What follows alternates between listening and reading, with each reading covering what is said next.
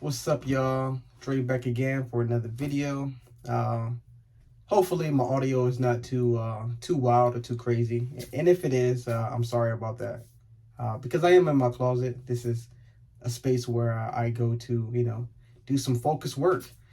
Um, and oftentimes in my house, I change locations, especially with me and my wife, or my wife and I. We change locations, and just we change based off how we feel. Yeah, sometimes when I look out the window, sometimes we need to be in a closed space and focused and get work done. And so this is the space that I'm in. So if the audio is kind of too echoey, I'm sorry. Um, However, sometimes we do the same thing with life. And so take Jesus Christ for instance. You know, we worship the body. We have, people worship the body of Jesus, and, you know, took that as the be all end all without um, relying on his message, without taking his message in, and which was, speaking about God and the voice of God, and, what God is here to, to tell everyone. And so people took him more so than the message, or his true self, which is that Christ consciousness, which we all have within ourselves. That Christ consciousness, which um, helps us, realize ourselves and our true uh, capacity.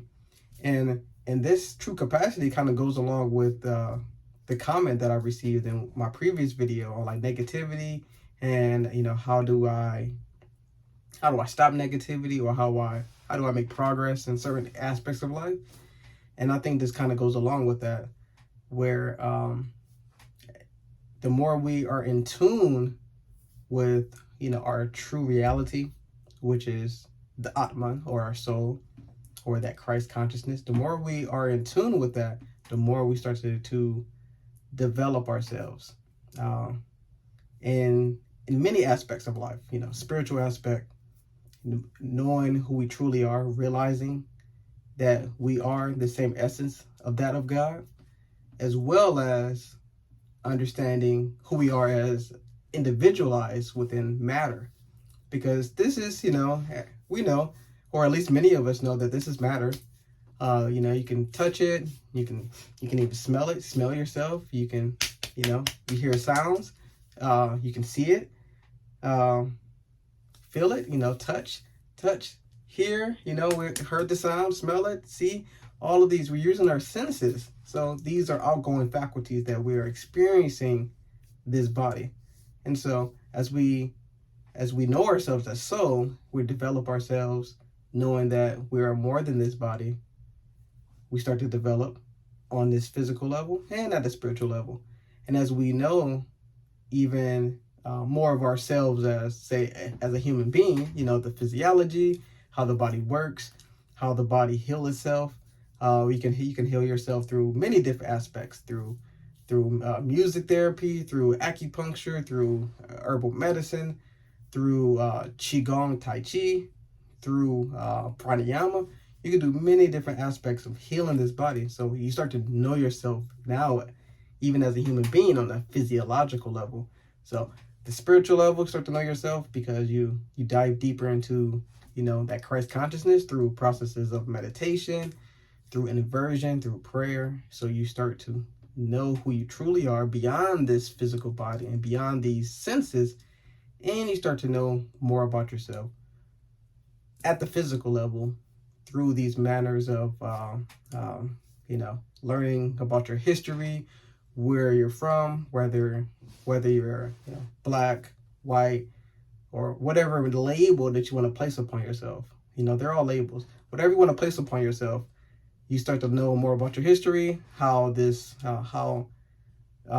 your people may react physiologically to certain things or diseases, such as African Americans, for instance. We're known to have a higher rate of like heart disease or high blood pressure, and so those things we start to just know and develop because we studied ourselves. And so that's at the physical level or physiological level. And then, we have other aspects of ourselves, which is knowing more about, say, emotions as well, which is still physiologic, because, a lot of emotions deal with hormones, the way, dopamine, epinephrine, um, you know, serotonin, all of these different hormones have an effect, indirect and direct effect on the way we perceive reality. And so obviously if we're in a fight or flight mode based upon whatever input that we're receiving through the outside world, cortisol goes up. So stress starts to increase, our blood pressure starts to increase, our heart rate starts to increase. So now we have the stress component on our body creating disease. And so we have to kind of we have to kind of perceive things a little differently, almost like a mindset shift, and perceive this world for what it truly is. And we do that through, meditation, prayer, inversion, and, many practices that kind of help relieve stress, exercise, journaling, kind of expressing, knowing what your, knowing your passions, knowing your goals, what triggers you as well. Knowing what triggers you will kind of help set you in the place in that mode and allow you to kind of process things a little bit more swiftly. And so, obviously not many of us are in the fight or flight aspect where there's a tiger attacking us, where in which cortisol goes up. Sometimes we're stressed or we have this negativity upon us just because, say, we're stressed about bills, or we're stressed about relationship, or sometimes it's not even no external stimuli at all, and we're just having anxiety attacks, or having depression, things of this sort. And sometimes this can affect us on so many levels: emotionally, financially, and physiologically, physically. And so it's really important that we take steps to broaden our horizon, which means knowing who we truly are at the physiological level and who we are at the spiritual level. This will kind of help us maintain a more balanced, more yin and yang balanced person, or individual, you can call it. And so taking these practices of doing qigong or meditation, or eating right, if you're eating a lot of processed foods or dead foods, which the corpse of a animal, obviously you're going to take a lot of those hormones that the animals have been uh,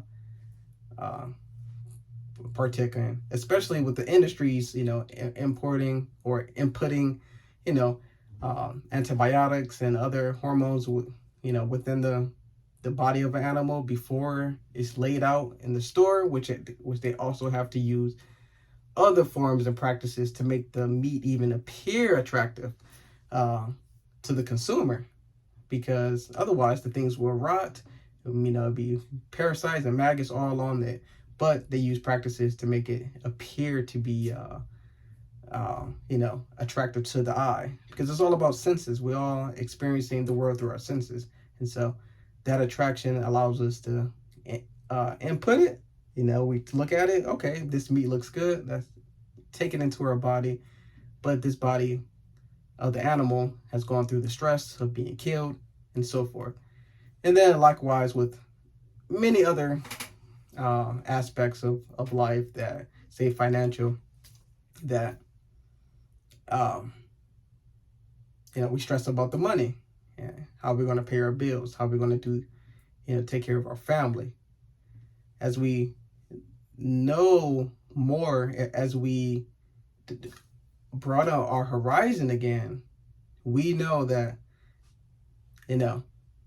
the Fed doesn't have our best interest, the government doesn't have our best interest.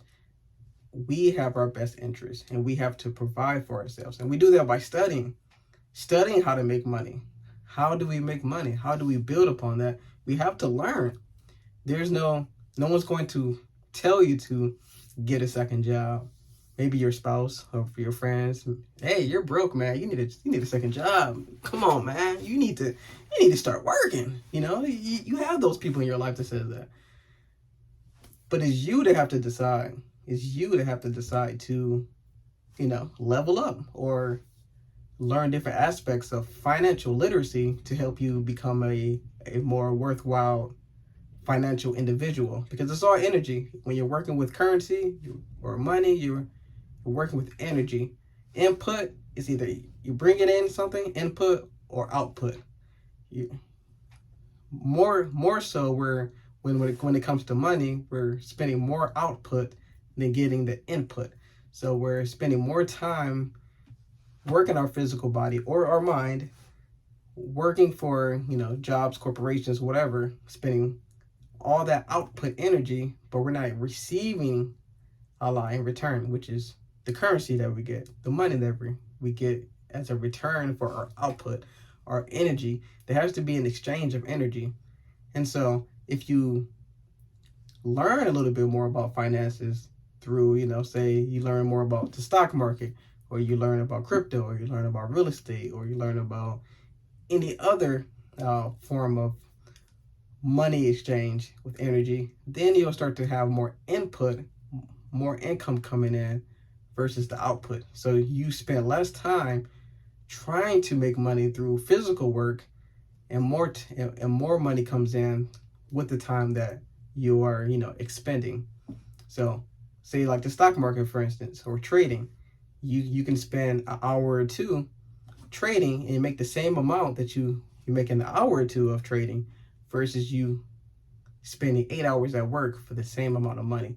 So more input than output. Now, how to break this negativity other than the meditation and the qigong and all of these different aspects of this human experience is simply by doing it. Simply doing it. There's no fast road to anything in life, but to just do it. If you want to make more money, you have to do it. You have to do the research. You have to find out how to make more money. You have to spend time learning about different asset classes, Bitcoin, real estate, stocks, S&P 500, index funds. You have to learn about that. How do I relieve stress? Learn more about your body.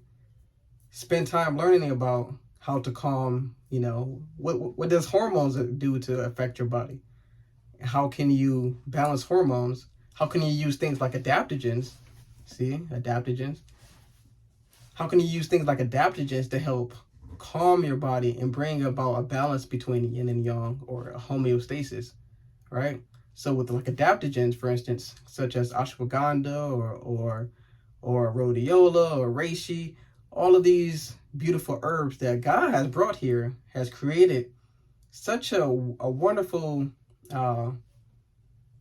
balance of nature, put it together into a capsule, and it's helping our physiological state in such a manner that if we're too high sprung, we're feeling too much in the head, it helps lower us down and being in calm.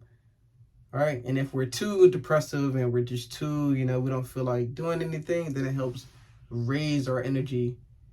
And so it's that balance, it's that input and output. So adaptogens, herbs, those things can help us.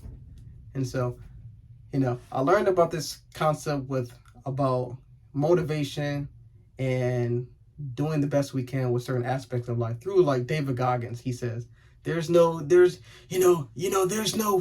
rule out there that's kind of help us, move about in life.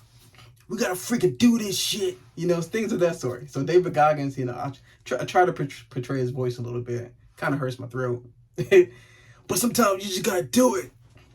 So you just have to do it. Simple put, each and every day you have to take steps.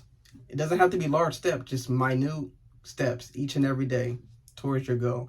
If you have negative thought patterns, negativity in your life, replace those slowly with positivity, with positive thoughts. It's like, oh, I have lack of money. I feel so sick. How can I do this? How can I do that? What's going on? This and that. Start replacing those things, those thoughts, or those vocal patterns with, okay, I'm going to work extra this week. This is how I'm going to make a little bit more money. Okay, I'm going to exercise right now. I'm going to do 2 squats. 2 squats. That's all you need. You just need to start. Your mind is going to force and trick you every single time, each and every day, each and every day, each and every moment. It's going to trick you to not do these things. It's going to tell you not to work extra. It's going to tell you not to, not to be a better partner to your spouse. It's going to tell you many negative things, because that's what my mind does. We all have the same mind on the universal level, and this universal consciousness that we have. We call that Brahm. Many Hindus, they call that Brahm. And so at that level of consciousness of Brahm, we all have that same mind. So we're all working on the same faculty. So we all have that same mind. So we all have those same thinking patterns. Oftentimes, some may be a little bit more negative than others, or some may be more positive than others, because of our past karma, relations, and how we perceive this reality.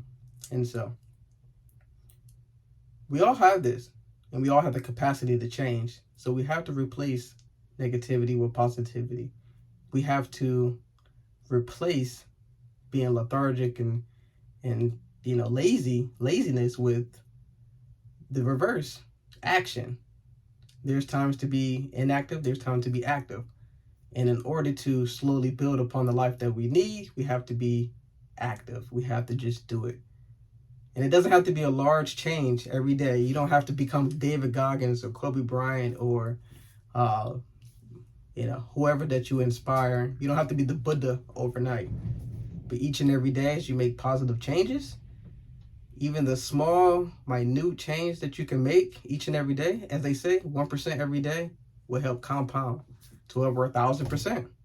So 1% change of you being a better version of yourself every day will make you so much better within yourself, make you happy, make you peaceful, and you will love the person that you're becoming. And you will shed the person that you were yesterday, just like I'm shedding the person that I was yesterday, because I'm a different person. I'm living in this now, and I'm experiencing this connection with you guys. And I really hope you guys like the video, and you can share it, you can like it, you can dislike it if you choose. If you don't like a video, just dislike it. It's okay with me. It is okay. Maybe even help the algorithm. Who knows? Doesn't matter, because I'm a reflection of you. You're a reflection of me, and whatever you like or dislike about what you're seeing today is all upon what's inside you. So, peace and love, and I hope you guys have a blessed, beautiful day. Peace.